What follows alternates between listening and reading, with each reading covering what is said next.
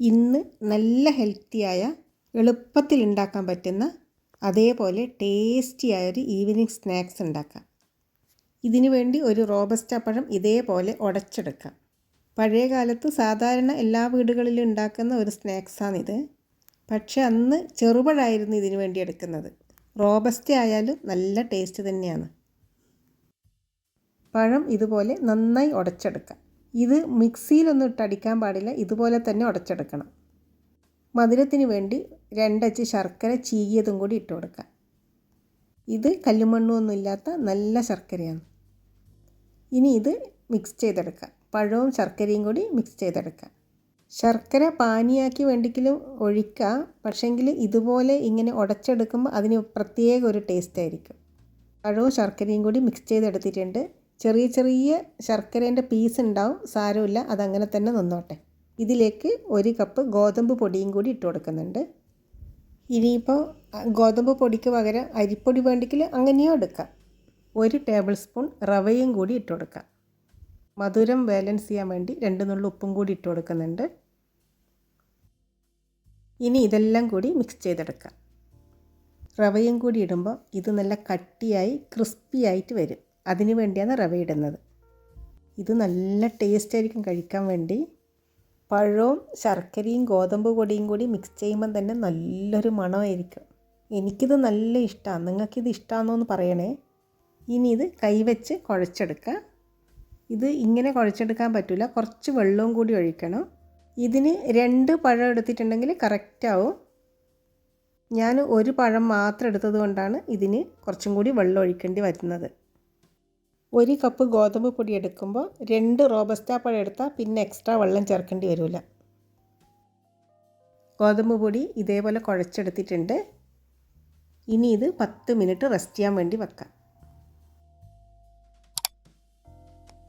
10 minute കഴിയുമ്പോഴത്തേക്കും ഈ റവയെല്ലാം കുതിർന്ന് കുറച്ചും കൂടി കട്ടിയായിട്ടുണ്ടാവും. ഇതിലേക്ക് നമ്മുടെ ആവശ്യാനുസരണം തേങ്ങ ഇട്ട് കൊടുക്കുക.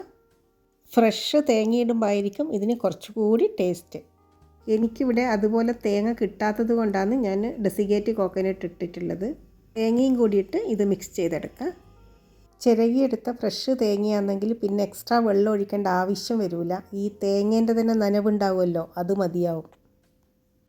ഞാനിതിലേക്ക് കുറച്ചുകൂടി വെള്ളം ഒഴിച്ച് ഇത് കുഴച്ചെടുക്കുന്നുണ്ട്. ഇതിലേക്കിനി ജീരകമോ ഏലക്കാപ്പൊടിയോ ഒന്നും ഇടേണ്ട ആവശ്യമില്ല.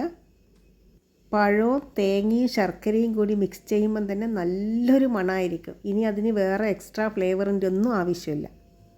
ഇനി ഇത് കല്ലിലാണ് പരത്തിയെടുക്കുന്നത്, സാധാരണ ദോശക്കല്ലിൽ.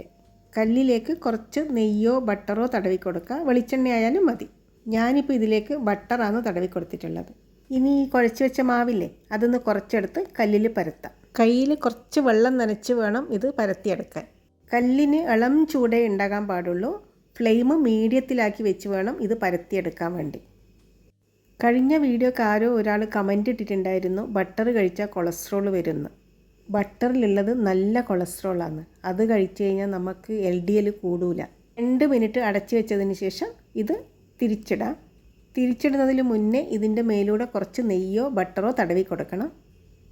ഞാനിപ്പോൾ ഏതായാലും ഇതിൻ്റെ മേലൂടെ ബട്ടർ തടവി കൊടുക്കുന്നുണ്ട്. ഇപ്പോൾ നിങ്ങൾക്ക് ഊഹിക്കാലോ ഇതിൻ്റെ ഒരു മണം. ആ തേങ്ങയും ശർക്കരയും പഴവും ബട്ടറും എല്ലാം കൂടി മിക്സായിട്ടുണ്ടാകുന്നൊരു മണമില്ലേ, സൂപ്പറായിരിക്കും. ഇതേപോലെ 2 പ്രാവശ്യം തിരിച്ചു മറിച്ചു വിട്ട് നന്നായി മൊരിയിച്ചെടുക്കണം. 2 വശവും നന്നായി മൊരിഞ്ഞ് വെന്തതിന് ശേഷം ഇത് പ്ലേറ്റിലേക്ക് മാറ്റാം.